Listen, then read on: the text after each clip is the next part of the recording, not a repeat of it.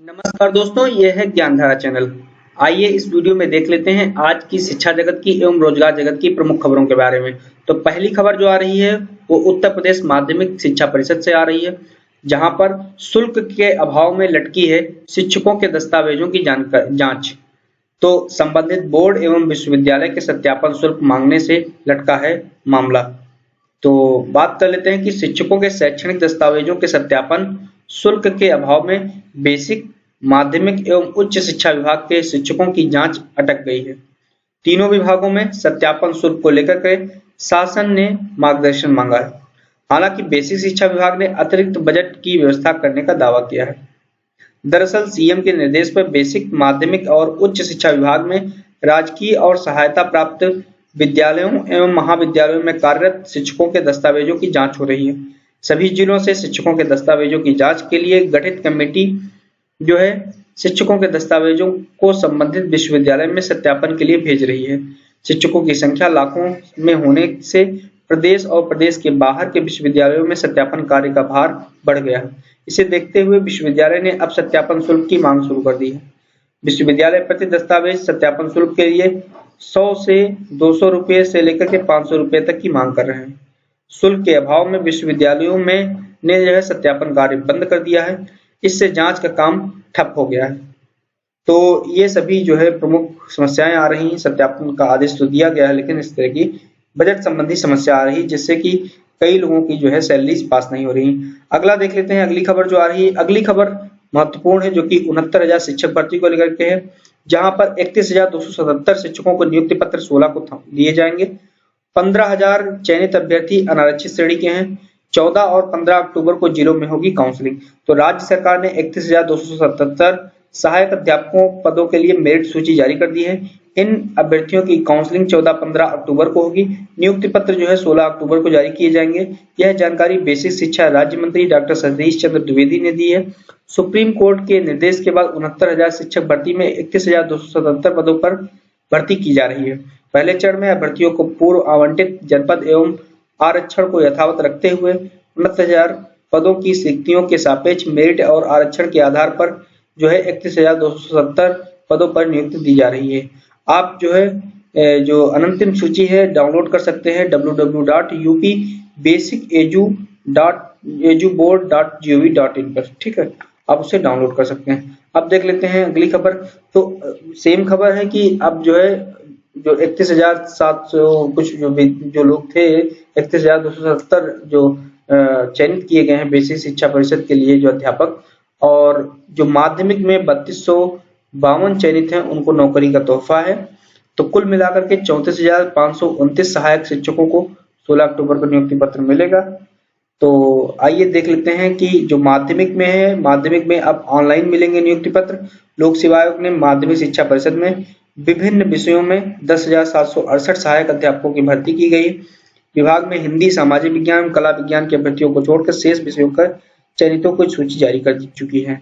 आइए देख लेते हैं जो अगली खबर है। अगली खबर आ रही है जो अभी मेरिट निकली हुई है परिषदीय विद्यालयों के सहायक अध्यापक भर्ती को लेकर, जिनका जिला आवंटन किया गया है। उसमें कहा गया कि अधिक मेरिट वाले जो है बाहर हो गए और कम वाले जो है चयनित हो गए, ये आरोप लगाया जा रहा है।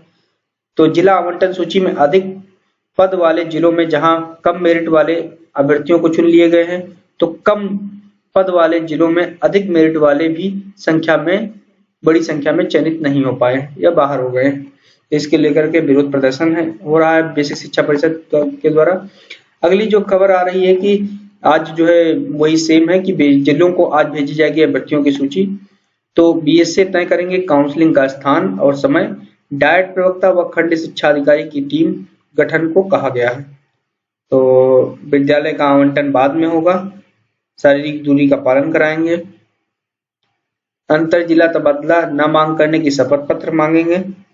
और क्या क्या लाना होगा वो देख लेते हैं। तो हर विद्यार्थी को काउंसलिंग में शैक्षिक एवं अन्य मूल अभिलेखों के साथ 2 सेट स्वप्रमाणित छाया प्रति, 4 पासपोर्ट साइज फोटो, बेसिक शिक्षा परिषद प्रयागराज के नाम से आवेदन शुल्क का ड्राफ्ट, जिसमें अनारक्षित वर्ग ओबीसी वर्ग के लिए 500, SC ST के लिए 200, दिव्यांग जन का कोई शुल्क नहीं। ठीक है। अगली खबर आ रही है कि राजकीय पॉलिटेक्निक में प्रवक्ता के पदों पर भर्ती जल्द होगी। 2400 पदों पर पॉलिटेक्निक संस्थानों में होगी प्रवक्ता की भर्ती। 150 राजकीय पॉलिटेक्निक संस्थान है यूपी में, इनका जो चयन होगा वो उत्तर प्रदेश लोक सेवा आयोग के द्वारा होगा। तो प्राविधिक शिक्षा विभाग के अधीन संचालित राजकीय पॉलिटेक्निक संस्थानों में प्रवक्ता के 2400 पदों रिक्त पड़े हुए हैं। अखिल भारतीय तकनीकी शिक्षा परिषद अखिल भारतीय तकनीकी all India council for technical education के मानकों के अनुसार नई शिक्षा नियमावली पर बन जाने के बाद इन पदों की जो भर्ती प्रक्रिया है वो शुरू हो सकती है। आगे देख लेते हैं अगली खबर कि हिंदी प्रवक्ता के और टीजीटी हिंदी के लिए साक्षात्कार जो है वो प्रारंभ होने के लिए जो डेट है वो आ चुकी है। तो उत्तर प्रदेश माध्यमिक शिक्षा सेवा चयन बोर्ड की ओर से प्रवक्ता हिंदी और टीजीटी हिंदी के साक्षात्कार 6 से 16 नवंबर के बीच में होंगे। चयन बोर्ड की बैठक में 6 से 10 नवंबर तक जो है साक्षात्कार जो होंगे वो हैं हिंदी प्रवक्ता के, व टीजीटी के जो साक्षात्कार होंगे वो 10 नवंबर से लेके 16 नवंबर तक होंगे। ठीक है, आइए देख लेते हैं जो अगली खबर है। अगली खबर आ रही कि अर्थशास्त्र का जो नोबेल है वो 2 अमेरिकियों को दिया गया है। ये सम्मान दिया गया है नीलामी सिद्धांत में सुधार एवं स्वरूप की खोज के लिए। पुरस्कार में स्वर्ण पदक व 8.27 करोड़ की राशि मिलेगी। अमेरिका के पॉल आर मिलग्राम और रॉबर्ट पी विल्सन को इस साल का अर्थशास्त्र का नोबेल दिया जाएगा। उनका चयन नीलामी सिद्धांत में सुधार और नए नीलामी स्वरूप के खोज के लिए दिया जाएगा। आपको मालूम होगा कि royal Swedish academy of sciences के महासचिव गौरान हसन ने सोमवार को अर्थशास्त्र के नोबेल पुरस्कारों की विजेताओं की घोषणा की। तो आइए देख लेते हैं कि अगली जो खबर है कि जो बनारस हिंदू विश्वविद्यालय से आ रही है, जहां पर दाखिले के लिए काउंसलिंग शुरू हो चुकी है। अभ्यर्थियों के पास ऑनलाइन भी शामिल होने का है मौका। ठीक है, तो बीएचयू में सत्र 2020-21 में दाखिले के लिए सोमवार को काउंसलिंग शुरू हो गई है। पहले दिन कला संकाय के हिंदी विभाग में एमए हिंदी का दाखिला हुआ। मंगलवार को विज्ञान संकाय में भौतिक विज्ञान, प्राणी विज्ञान सहित अन्य विभागों में काउंसलिंग होगी। आइए देख लेते हैं जो अगली खबर है।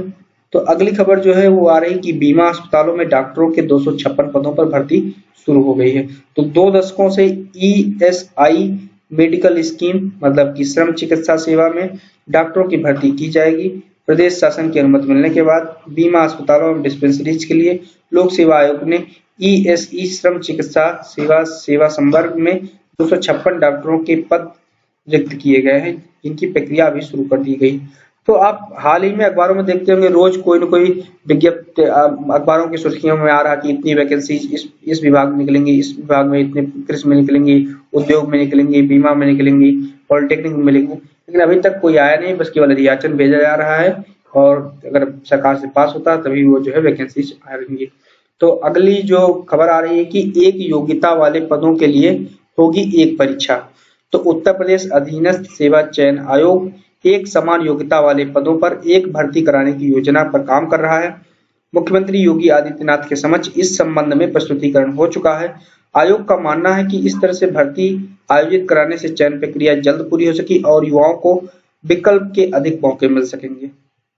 तो अब आपको बताते चले कि 35,019 पदों पर भर्ती का प्रस्ताव है उत्तर प्रदेश अधीनस्थ सेवा चयन आयोग के द्वारा, और जो है इस तरह के जो है कार्यक्रम चल रहे हैं, इस तरह के प्रस्ताव दिए जा रहे हैं। उम्मीद है ये वीडियो आपको पसंद आया होगा, और अगर आप हमारे चैनल पर नए हैं तो कृपया चैनल को सब्सक्राइब करें, बेल आइकन दबाना ना भूलें, जिससे कि आपको शिक्षा जगत की, रोजगार जगत की प्रमुख खबरें जो हैं वो लगातार आपको मिलती रहे। साथ ही भूगोल विषय के बारे में आपको लगातार जानकारियां मिलती रहें। धन्यवाद।